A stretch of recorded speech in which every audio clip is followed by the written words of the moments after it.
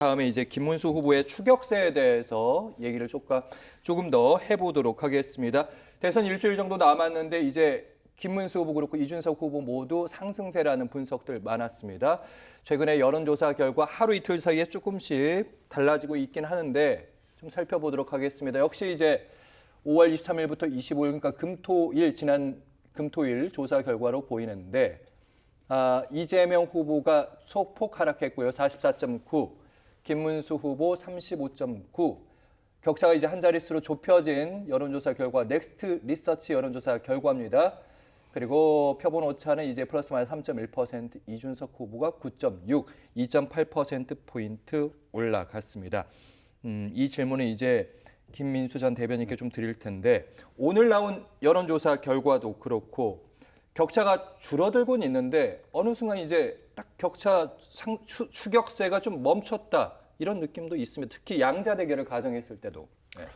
지금 이제 양자 대결에 대한 부분들이 잘 나오지는 않지만은 지난 대선을 우리가 한번 돌이켜 보면요, 여론조사 브라인드 기간이 되기 전에 마지막 여론조사쯤에서 사실 이재명 후보와 윤석열 당시 후보 간의 격차가 꽤 났었거든요. 근데 결과를 열었더니 이게 완전 좁아져서 0.7% 차이로 승부가 갈렸습니다. 근데 지금 이것도 마찬가지이다. 왜냐하면 앞으로 남은 시간이 굉장히 짧은 것 같지만 사실 정치에 있어서 일주일은 금수강산이 변할 수 있는 생물이거든요. 네. 그래서 이게 지금 저 정도 지지율은 충분히 지난 대선을 고려한다라고 하면 좁혀질 수 있는 시간이 남았다라고 보여지고요. 그리고 아직까지도 마찬가지로 이준석 후보가 지지율이 올라가는 상승세는 어떤 이유도 또 있냐면 이 정도로 단일화를 원하는 국민들의 의사 표현도 담겨 있다라고 봅니다. 하지만 이게 완전히 깨졌구나라고 생각되어질 때는 전략적 투표 이동이 바로 일어난다.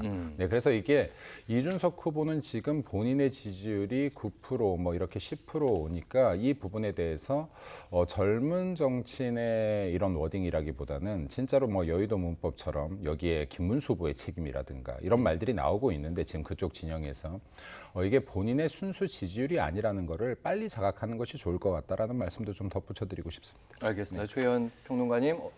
더 추가적인 상승세, 김문수 후보 또 이준석 후보 입장에서. 사실 선거가 맨 막판에 가면은 어느 후보나 서로 간에 막 이렇게 그 상승세가 있어요. 이게 항상 있고 그래서 이 부분에 대해서 이게 과연 이렇게 전체 판을 뒤집을 정도인가라는 생각을 하게 되거든요. 그런데 지금 상황을 보면은 저는 그건 믿습니다. 왜냐하면은 그러니까 압도적인 우위를 가지고 있는 이재명 후보의 지지율이 나중에 선거판에 와서 막판에 와서 이렇게 지지율이 좁혀질 거라고는 아마 정치권 전체가 다 그렇게 인식을 하고 있었고 그래서 치열해질 것이다라고 얘기를 했었고 그래서 민주당도 긴장을 하고 있었는데 중간에 워낙 압도적으로 우위를 점하고 있었기 때문에 느슨한 모습이 보였었어요. 그래서 저도 개인적으로 페이스북에 막 쓴소리도 쓰고 그랬는데 지금 상황은 이제 막판에 왔기 때문에 양쪽 다 바짝 긴장을 할 것이고 그 바짝 긴장한 상황이 과연 앞으로 남은 일주일 말씀하셨던 대로 금수강산이 변하는 정치권에서의 그 시간에 과연 어떤 변수가 있을 것인가. 그거는 뭐 오늘 있을 TV 토론 정도 그리고 나머지는 아마 양쪽이 다 긴장하고 있기 때문에 그대로 가지 않겠느냐. 저는 그렇게 생각하고 있습니다. 알겠습니다. 마지막 질문은 김민수 전 대변인께 드리도록 하겠습니다. 오늘 이낙연 새미래민주당 상임고문과 그리고 김문수 후보의 만남이 좀 있었고요. 만남이라기보다는 이제 이낙연 상임고문이 결국에는 이제 김문수 후보를 지지하는 그런 양상이 펼쳐졌습니다. 민주당의 전 대표였고 전 국무총리였는데 진보정부에 이 지지 선언이 도움이 될 것인가? 도움이 상당히 된다라고 봅니다. 왜냐하면 지금 분명한 것은 전통적인 민주당에서는 이재명 후보를 마음에 들어하지 않는 사람들도 상당수가 있거든요. 이재명만큼은 지지를 하지 못하겠어 하는 세력들도 분명히 있습니다. 근데 이낙연 후보가 지난 대선에서 이재명 후보와 경선 과정에서 치열하게 다투었던 사람 중에 한 명이거든요. 이재명 후보의 수많은 비리 혐의들이 대다수가 이낙연 후보 진영에서 또 나왔었어요. 이건 뭐냐면 가장 가까이에 있는 사람들이 이 정도로 지지하지 못한다라고 하면 이재명 후보는 문제가 있는 것이다 라고 생각됩니다. 그것도 지금 다른 사람이 아니라 민주도의 적통을 이었다라고 하는 이낙연 후보의 지지 선언은 분명히 효과가 있을 것이라고 판단되어지고요. 이뿐만이 아니라 남은 기간 동안에 지금 아직까지 후보 사퇴를 하지 않으신 분들이 있거든요. 이분들을 향한 표들도 지지 후보 없음 혹은 기타 후보에게 가 있는 지지율들이 있습니다. 이 이동도 분명히 일어날 겁니다. 그래서 실제로 브라인드 기간에 들어가면 아까 최효한 평론가도 말씀하셨지만 지지율의 변동이 최종적으로 굉장히 일어날 것이고 진영마다 집결이 일어날 것인데 이 진영 집결 요인이 어느 쪽이 더 큰지도 분명한 승부 요인이 될 것이다. 그리고 지금 보수 진영에서는 이재명만큼은 안 된다라는 것 이상의 명분이 없다.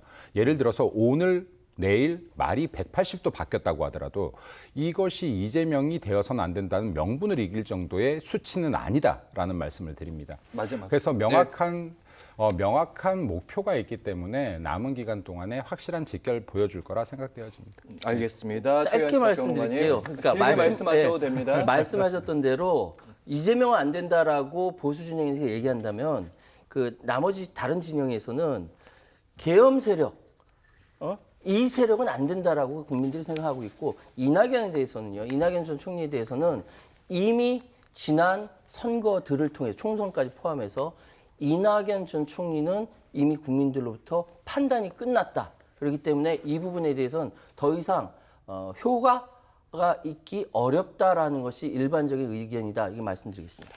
알겠습니다. 결국에는 선거 막판 남겨두고 보수층도 그리고 진보층도 모두가 결집을 할 것이다. 누가 결집할 것인지 그리고 최근에 여론조사 결과 한 자릿수 격차 충분히 좁혀질 수 있을지는 내일 또 여론조사 결과 나오니까 살펴보고 이야기 드리도록 하겠습니다.